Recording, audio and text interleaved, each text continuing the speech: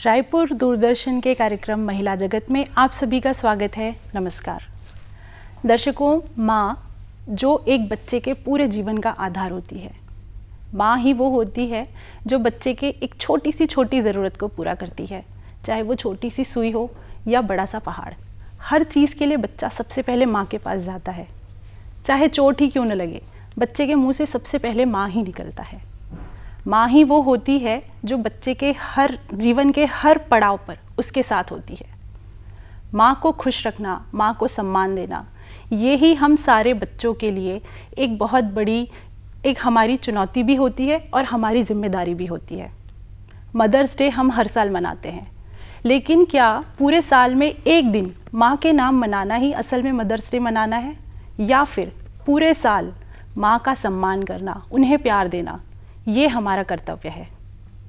माँ और बच्चे के बीच की बॉन्डिंग, माँ के न्यूट्रिशन के बारे में जानकारी, इन सब विषयों पे आज हम बात करेंगे।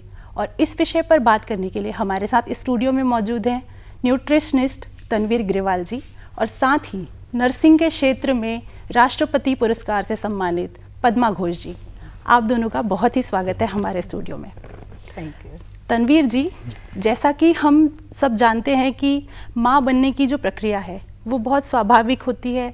एक बहुत ही अर्ली एज में लड़कियों के साथ ये प्राकृतिक रूप से शुरू हो जाती है, और साथ ही जब वो मानसिक रूप से इसके लिए तैयार होती है तब उसको शारीरिक रूप से भी इसके लिए तैयार होना ज़रूरी होता है। उस समय क्या कुछ खास तरीके के खान पान की ज़रूरत होती है महिलाओं को?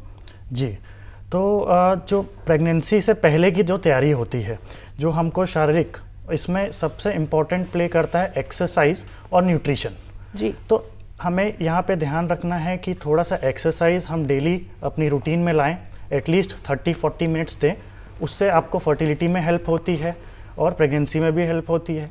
प्लस यहाँ पे जो हम न्यूट्रिशन की बात करें तो न्यूट्रिशन में हमने देखा है कि आयरन की कमी होती है, D3 की कमी होती है मैक्सिमम में, तो इस चीज़ की ज़रूर टेस्ट कराएं। अपने मल्टीविटामिन्स डेली लें इस चीज़ में जी, और अपनी डाइट प्रोटीन फाइबर रिच रखें, जंक को तो अवॉइड करें। और प्रेगनेंसी से पहले फ़ैट लॉस यहाँ पे बहुत इंपॉर्टेंट है, तो थोड़ा थोड़ा धीरे धीरे फ़ैट लॉस पे ध्यान दें, और इसके लिए आप एक्सपर्ट से भी हेल्प ले सकते हैं। जी, तो जैसा कि आपने बताया कि प्रोटीन और इन सब चीज़ों की ज़रूरत होती है, ये घर में उपलब्ध चीज़ों से भी पूरी की जा सकती है क्या, या फिर इनके लिए सप्लीमेंट्स लेना ही ज़रूरी है? जी, तो जैसे कि अगर हम बात करें प्रोटीन की, तो प्रोटीन अगर एक वेजिटेरियन है तो हम दाल, सोयाबीन, राजमा, छोले और पनीर, ये सोर्सेज होते हैं एक वेजिटेरियन के लिए जी। अब जहाँ पे हमको कुछ होता है कि एलर्जिक होते हैं फूड से, मान लीजिए मैं पनीर से एलर्जिक हूँ या सोयाबीन से एलर्जिक हूँ, तो किसी कारण में अगर मैं प्रोटीन इंटेक अपना पूरा नहीं कर पा रहा हूँ खान पीन से, तो मैं सप्लीमेंट वे प्रोटीन यूज़ कर सकता हूँ, वो एब्सोल्युटली सेफ है। जी जी, इसी के साथ मैं पद्मा जी के पास जाना चाहूँगी। पद्मा जी, आप राष्ट्रीय पुरस्कार से सम्मानित हैं नर्सिंग के क्षेत्र में, आपने इतना लंबा समय दिया है अपने जीवन काल का इस क्षेत्र में, तो मैं आपसे एक सवाल यहाँ पूछना चाहूँगी, इतने सालों के करियर में आपने कितनी ही महिलाओं को माँ बनते हुए देखा होगा, तो जब वो पहली बार माँ बनती हैं, उनका बच्चा पहली बार उनकी गोद में आता है, वो मोमेंट कैसा होता है जब एक माँ और बच्चा दोनों पहली बार एक दूसरे को देखते हैं, तो वो कैसा मोमेंट होता है, उनके मन में क्या फीलिंग होती होगी, इसके बारे में बताइए। जी, बहुत धन्यवाद, आपने बहुत अच्छा प्रश्न किया है। इसमें क्या है, जैसे टीनेज गर्ल्स जो पहले शादी होके आती हैं और उसके बाद उनका माँ बनने का शुरुआत होता है, तब तक वो बच्ची अनभिज्ञ रहती है जी। उसको उस तरह से वो मेच्योर्ड मतलब परिपक्व नहीं हुए रहती है कि मैं ऐसा है, तब शादी हुआ है, और जैसे ही मतलब घर के लोगों का भी एस्पेक्ट होता है कि ये माँ बने, हमको पोता खिलाना, नाती खिलाना, घर के बुजुर्गों को ये रहता है। परंतु जैसे ठीक है, अब मैरिज के बाद तो ये बट नेचुरल है कि उनको गर्भधारण होना ही है जी। अब वो हो गई है गर्भधारण, तो वो जो अनुभूति है उस समय तो कुछ वो डरी भी रहती है और कुछ उसमें हिम्मत भी आता है इस स्थिति में कि हाँ, उसका हस्बैंड उसको अच्छे से केयर दे रहा है, उसके परिवार के जो अन्य सदस्य हैं, मदर इन लॉ है यानी सासू माँ है, ननंद है, देवर हैं, इनका भी बहुत अच्छा प्रभाव उस बच्ची जो नई बहू आती है उस पे पड़ता है। जी, अगर केयरिंग हस्बैंड है तो उसको और किसी की भी ज़रूरत नहीं है। मैं तो चाहती हूँ कि ऐसे मामलों में, अभी जैसे मदर्स डे मना रहे हैं, तो इसमें जो बच्चियां हैं माता बनने वाली हैं, उनके लिए उनका पति को सबसे ज़्यादा उनके केयर की ज़रूरत रहती है उस वक्त। ये उनका एक अनुभव अगर वो मिल गया तो वो सभी चीज़ को लांघ सकती है, एक शक्ति स्वरूपा होती है, तो वो शक्ति यहाँ से प्रज्वलित होना शुरू होता है। ठीक वैसे ही जैसे कि उन्होंने गर्भधारण कर लिया है, तो अब जैसे कि तनवीर जी ने बताया खान पान पे हस्बैंड हैं, उनके परिवार के हैं, वो खुद अभी उतना अनभिज्ञ है कि उसको मैं क्या खाऊं क्या, तो ज़्यादा अच्छा होगा कि अगर ये चीज़ों को नहीं जान पा रही हैं तो एक चिकित्सक या काउंसलर या न्यूट्रिशियस से सहयोग लें कि हमें इस स्थिति में अभी हम ऐसी क्या चीज़ की शुरुआत करें। और उसका जो अनुभव है ये सुखद और एक भय के वातावरण से कुछ महीने गुजरता है, क्योंकि शारीरिक उथल पुथल भी शुरू होता है। तो इसमें मैं यही कहूँगी कि घर के लोगों को अगर बेटी ही मानना चाहिए, जैसे बेटी को हम दूसरे यहाँ बहू बना के दे रहे हैं, और हमारे यहाँ जो भी बहू आ रही है वो भी बहू नहीं, वो हमारी बेटी ही होनी चाहिए, ताकि हम उसकी केयर उसी तरह करें। मतलब परिवार के साथ और प्यार के साथ हर चीज़ अपने आप पूरी हो जाती है, हर कमी अपने आप पूरी हो जाती है, हर कमियाँ पूरी हो जाती है, और एक अदृश्य शक्ति उस बहू में या उस बेटी में अपने आप समाहित होने लगता है, और वो बहुत हिम्मत से इस चीज़ को निभा सकती हैं। जी, ये बहुत अच्छी आपने एक इमोशनल बात बताई हमें। तनवीर जी, एक सवाल आपसे यहाँ मैं ये करना चाहूँगी कि जब एक औरत गर्भ धारण करती है, वो पूरा 9 महीने का जो समय होता है, उस समय बहुत ही ज़्यादा खान पान का ध्यान रखने की ज़रूरत होती है, उस समय बहुत अच्छा हेल्दी फूड हमको लेने की ज़रूरत होती है। तो उस समय उनको किन खास चीज़ों का ध्यान रख के खाना लेना चाहिए जिसमें हर तरीके के न्यूट्रिशन मौजूद हों और बच्चे और माँ को कभी किसी चीज़ की कमी ना हो? जी, तो हम बात कर रहे हैं ड्यूरिंग प्रेगनेंसी, इसमें हमको क्या क्या खाना चाहिए। तो सबसे पहले मैं बताऊंगा कि अपने विटामिन्स, मल्टीविटामिन एक इंक्लूड करें, जिससे कि आपका B12 और D3 भी इंक्लूड करें। फिश ऑयल ले सकते हैं अगर आप हेल्दी फैट्स के लिए, तो ये चीज़ है इसमें मस्ट है। फॉलिक एसिड, आयरन, उसकी भी कमी ना होने दें। और साथ साथ जो खाने में हम बात करें तो फाइबर मतलब कि सब्जियां, फ्रूट्स, रोटी, राइस, ये सब इंक्लूड रखें। ये आपको कॉन्स्टिपेशन से भी बचाएगा और एक हेल्दी बेबी के डेवलपमेंट में भी हेल्प करेगा।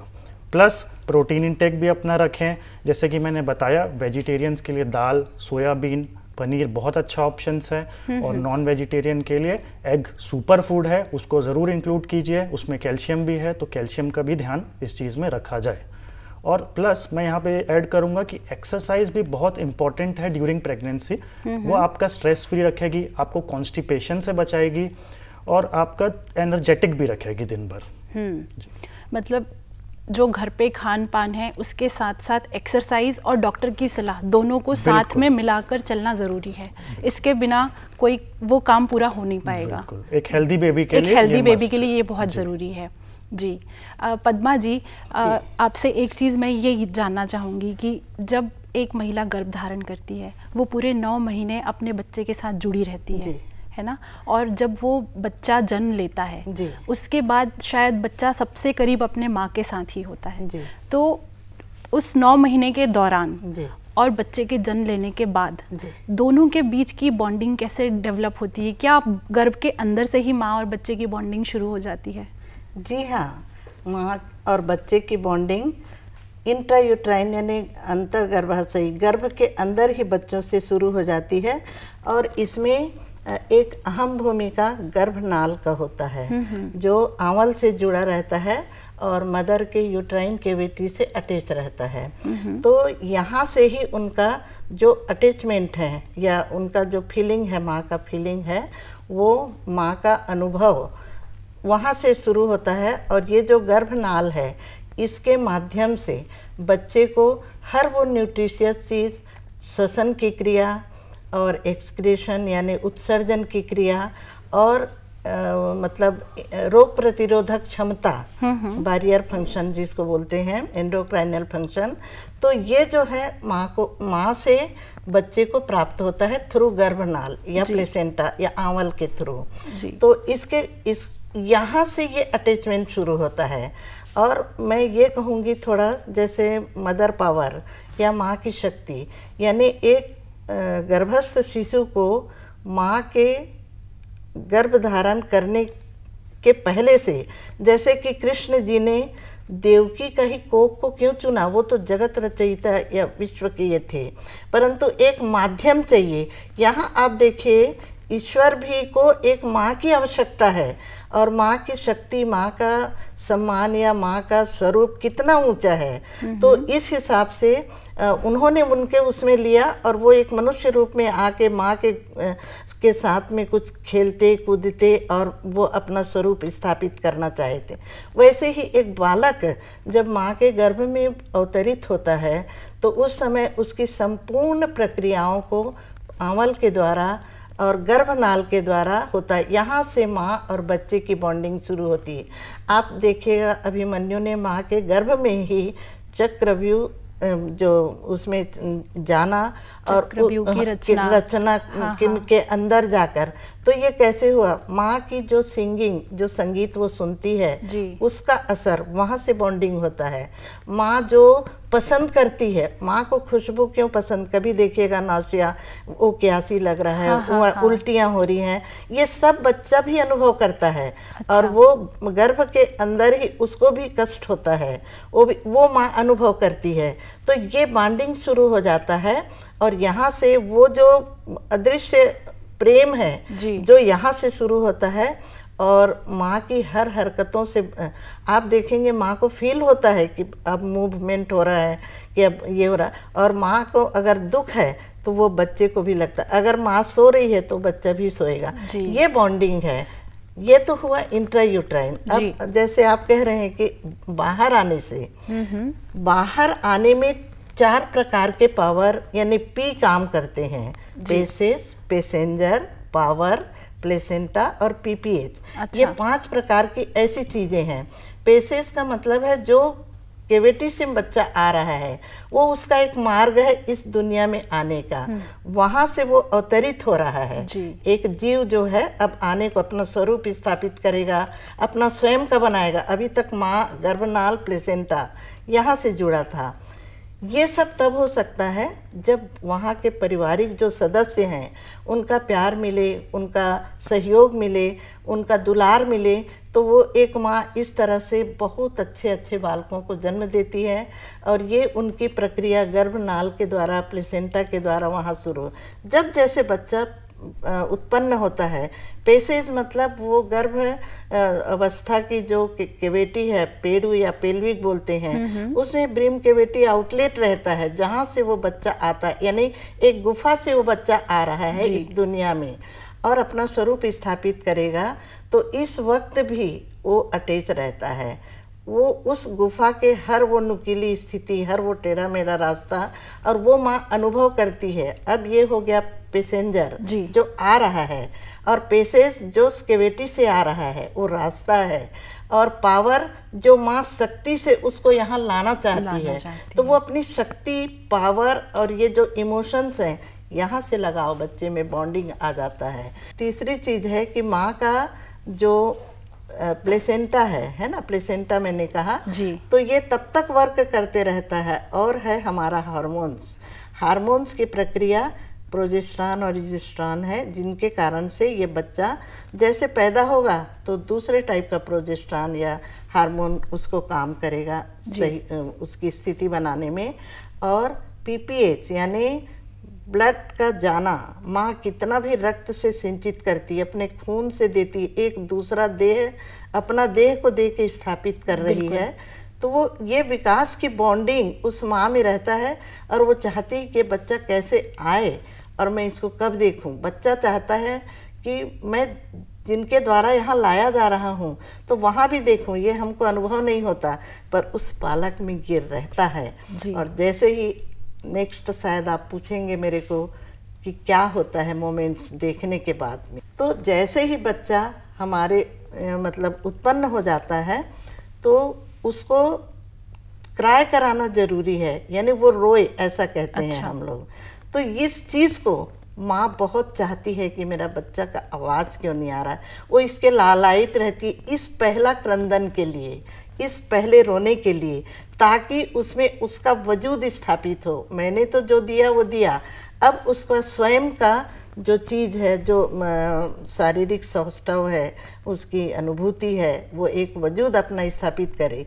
इस स्थिति में वो चाहती है कि ये क्राई करे, और जैसे बच्चा क्राई करता है उसके कानों में, उसके नैनों में वो जो बच्चे के रोने की आवाज़ होती है वो माँ के लिए खुशी से दुनिया की सबसे बड़ी खुशी होती है, सबसे बड़ी खुशी होती है जी। और उसके बाद से जो दर्द तकलीफ वो झेली रहती है, उस प्रसव पीड़ा का भूल जाती वो है, सब वहाँ भूल जाती है। तो जैसा आप बता रहे कि पेट के गर्भ के अंदर से ही माँ और बच्चे की बॉन्डिंग शुरू हो जाती है। जरूर जरूर। तो दर्शकों, हम इस विषय पे और बहुत सारी बातें करेंगे, हमारे साथ बने रहिए। मिलते हैं एक छोटे से विराम के बाद।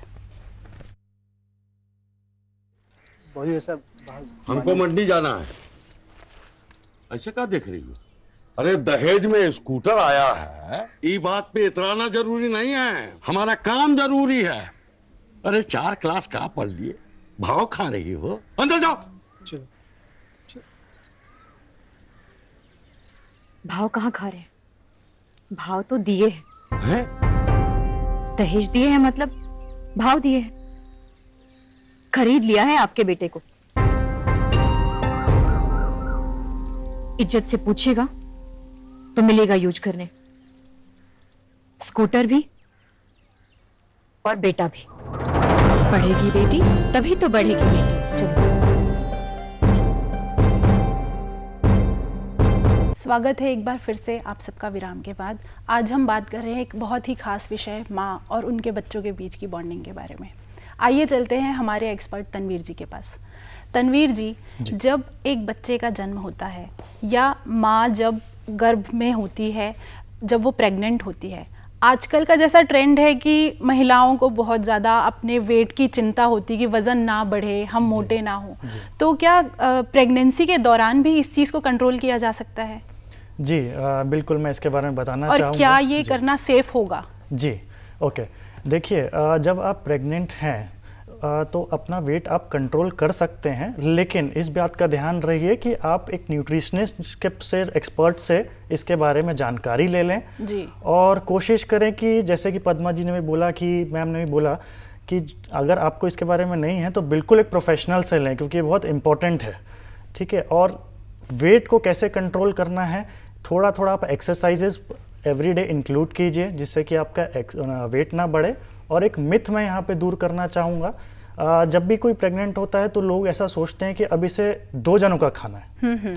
तो वैसा नहीं है, 2 जनों का क्वांटिटी नहीं खाना है, वो पॉसिबल भी नहीं है। और अगर खाएंगे ज़्यादा तो डाइजेशन इश्यूज भी होंगे और अननेसेसरी वेट भी बढ़ेगा। तो कोशिश कीजिए कि आप क्वांटिटी उतनी ही रखिए, लेकिन न्यूट्रिशनिस्ट से सलाह करके एक अच्छा फूड, क्वालिटी ऑफ फूड लें जिसमें विटामिन से लेके सब कुछ अच्छा, हेल्दी फैट्स, एवरीथिंग अच्छा इंक्लूडेड हो, जो बेबी के डेवलपमेंट के लिए इम्पोर्टेंट है। जी, मतलब न्यूट्रिशनिस्ट से या डॉक्टर की सलाह के साथ ही आगे बढ़ें, अपनी मर्जी से कुछ भी ना कर ले, क्योंकि वो बच्चे और माँ दोनों के स्वास्थ्य पे फर्क पड़ेगा उससे। बिल्कुल, आगे आपको डिलीवरी में भी इस चीज़ की प्रॉब्लम आ सकती है अगर आप ज़्यादा वेट गेन कर लेंगे, और बच्चे के डेवलपमेंट में भी प्रॉब्लम आती है। तो इस चीज़ के लिए बिल्कुल एक डॉक्टर से भी सलाह ले सकते हैं और न्यूट्रिशनिस्ट से भी सलाह लें ज़रूर। जी। पद्मा जी, आप नर्सिंग के क्षेत्र में इतने लंबे समय से हैं, आपने इस विषय में, इस क्षेत्र में आपको राष्ट्रीय पुरस्कार भी मिला है। हमें अपने कार्यकाल के बारे में, अपने एक्सपीरियंस के बारे में कुछ बताइए कि आपका ये लंबा समय कैसा निकला, आपने क्या क्या अनुभव किया है? जी, जब मैं यहाँ प्रशिक्षण के लिए आई, वहाँ शुरू करती हूँ, जल्दी मैं बता दूंगी, आपको लेट नहीं होगा। प्रशिक्षण के लिए आई तो मैं एक गांव की ही लड़की थी, बहुत मैंने डरी सहमी, यानी जस्ट 11 पास करके हमारा हुआ था। और जैसे मैं आई तो हमने देखा, हम ब्रश भी नहीं करते थे जी। हम जमीन से जुड़े हुए लोगों में से थे, हम दातान करने वाले थे। जब हमने देखा तो धीरे धीरे ये जो चीज़ें हैं, ये हमने भी कहा कि नहीं, जब सब ऐसा कर रहे हैं तो हमें भी इस तरह से आना चाहिए। तो अब आप समझ लीजिए हम कितने इनोसेंट रहे होंगे उस स्थिति में। और जस्ट गांव के पढ़े हुए लड़कियां, पहले उस समय थोड़ी सी शहर आ रहे हैं तो एक डर सा बना रहता था, और शहर की लड़कियां थोड़ी सी तेज रहती थी। तो उसमें भी हमने हिम्मत किया, करा, नर्सिंग का जैसे तैसे प्रशिक्षण लिया।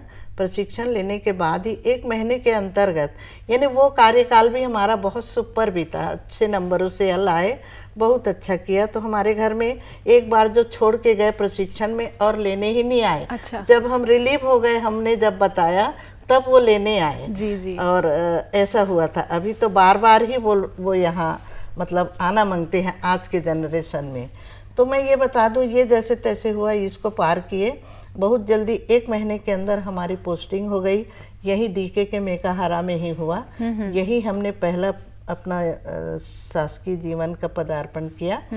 और आपको बता दूं प्रीति जी कि जैसे हमने ड्यूटी शुरू किया तो वहाँ से ही हमको एप्रिसिएशन लेटर मिलना शुरू हुआ। अच्छा। हमारे कामों से। अब पता नहीं, शुरुआत से ही आप होनहार रही हैं। होनहार, आप जैसा भी हो ये मुझे नहीं मालूम, परंतु हमारी सेवा ऐसी सेवा है, हमारे में कूट कूट कर ये भरा गया था कि मंदिर मत जाओ, मस्जिद मत जाओ, गुरुद्वारे मत जाओ, पर हम जिस क्षेत्र में हैं वहाँ एक पेशेंट का अगर हम डिस्चार्ज दे रहे हैं, छुट्टी खुशी खुशी विदा कर रहे हैं, वो हमारी पूजा है जी। तो इसको मान करके हमने दिन रात और दोपहर ये सब ड्यूटियों में खरा उतरा। यही हमारे बहुत बड़े बड़े डॉक्टर लोग भी यही हैं, और उनके साथ करने के बाद में अच्छी खासी अनुभव हुआ। हमको डिपार्टमेंटल ही प्रशिक्षण ये मिला कि टीचिंग में आप लोग आइए, आप टीचिंग के लायक हैं। टीचिंग के लिए उज्जैन जाके हम लोगों ने प्रशिक्षण लिया। हमारी पहली पोस्टिंग राजनांदगांव हो गई। अच्छा। वहाँ जाके हमने कम से कम 10 साल रायपुर से अप डाउन करके, यानी, और उसमें हमको हमारी जैसे हम नौकरी ज्वाइन किए 2-3 साल ही काम किए थे कि शादी करो, बाहर हो। शादी भी कर लिए, रायपुर में ही हुआ हमारा सेटलमेंट। और जैसे शादी की उसके बाद से हमारा मतलब अब नौकरी करते करते मैं टीचिंग में आ गया। अब टीचिंग में उज्जैन जाने पड़ा। उज्जैन का एक बहुत अच्छा अनुभव, महाकाल जी के गोद में हमने पढ़ाने का ट्रेनिंग लिया। वहाँ भी हमको अच्छा ऑनर मिला जी। ये होते होते हम लोग जो स्टाफ नर्सिंग और टीचर बने, टीचिंग के क्षेत्र में आए, तो राजनांदगांव से मैंने करा। वहाँ 10 साल करने के बाद फिर हमारा Raipur chief medical and health officer के अंतर्गत फिर हुआ। जी। तनवीर जी, जैसा कि मैं आपसे यहाँ ये पूछना चाहती कि हम महिलाएं जो होती है ना, वो घर में सबके लिए 56 भोग बना के खिला देती है, लेकिन जब अपनी बारी आती है ना तो हम पीछे हट जाते हैं। सूखी सी दाल रोटी या सूखी सी सब्जी और चावल के साथ हम अपना निपटारा कर लेते हैं। तो मैं आपसे ये पूछना चाहूँगी, क्या ये सही है? और वैसे सही तो नहीं है, ये मेरा भी मानना है, फिर भी क्या आप हमारे महिलाओं के लिए एक कुछ यूनिवर्सल टाइप का डाइट प्लान बता सकते हैं यहाँ पर, जो वो फॉलो कर, जो हर उम्र के लोगों के लिए भी अच्छा हो, ऐसा? जी, देखिए मैं ना एक यूनिवर्सल रूल बता देता हूँ यहाँ पे कि आपकी एक प्लेट में क्या क्या होना चाहिए जी डाइट में। जी। तो देखिए, सबसे पहले तो आप कोशिश कीजिए कि ये 3 चीज़ होती हैं, कार्बोहाइड्रेट, प्रोटीन, फैट, जो ये मस्ट होता है, हमारे खाने में होना ही चाहिए। ये एक जनरल भी, और हम बात कर रहे थे एक प्रेग्नेंट वुमेन या प्री प्रेग्नेंट में भी ये तीनों चीज़ होना ही चाहिए। तो कार्बोहाइड्रेट में जैसे कि एक पोर्शन हमारा होना चाहिए रोटी या फिर राइस का, ये कार्बोहाइड्रेट्स में आता है। फाइबर में आता है सब्जियां, जो डाइजेशन में हेल्प करती हैं हमको, ये चीज़ होनी चाहिए। इसके बाद अगर हम फैट्स की बात करें तो जैसे कि घी होता है, या फिर जिसमें हम खाना बनाते हैं ऑयल, बट ऑयल से बेटर आप घी यूज़ कीजिए, क्योंकि गुड फैट्स लेंगे तो ज़्यादा अच्छा है जी। फिर आता है एक छोटा सा पोर्शन आप प्रोटीन का भी रखिए। नॉन वेजिटेरियन के लिए जैसे मैंने बताया, एग्स होता है, चिकन होता है, फिश होता है, और वेजिटेरियंस के लिए यहाँ पे चना हो गया, सोयाबीन हो गया, पनीर हो गया। तो ये एक जनरल पोर्शन होता है। इसका छोटा पोर्शन भी करके आप एक प्लेट में लेंगे तो एक हेल्दी मील बोलेंगे हम इसको। जी। पद्मा जी, बेटा या बेटी का फर्क होना, ये तो बहुत पुरानी बात है जी। आपने अपने कार्यकाल में कभी ऐसा देखा है? आप बहुत अच्छा प्रश्न किए हैं। ये आजकल का ज्वलंत उदाहरण है। ये पुराने जमाने में होता था नहीं, ये अभी भी है, और ऐसे ऐसे परिवारों में है ऐसे ऐसे परिवारों में हैं जो लिटरेसी की ओर भी हैं, उनको बेटा ही चाहिए है, बेटी नहीं चाहिए। क्यों? तो ऐसे ही वंश के लिए, वंश एक बेटी भी दे सकती है और एक बेटा भी दे सकता है। ये समानता का स्वरूप जब इन लोगों में आएगा तब कहीं ये लोग मानेंगे कि हाँ बेटा और बेटी सब एक हैं। हमारे स्टूडियो में आकर हमारे दर्शकों को इतनी अच्छी जानकारी देने के लिए आप दोनों का बहुत बहुत धन्यवाद। दर्शकों, माँ तो माँ होती है, चाहे बेटे की हो चाहे बेटी की हो, वो हमेशा अपने बच्चों के लिए अच्छा ही सोचती है। हमें भी अपनी माँ का हमेशा सम्मान करना चाहिए, उन्हें प्यार देना चाहिए और हमेशा उन्हें खुश रखने की कोशिश करना चाहिए।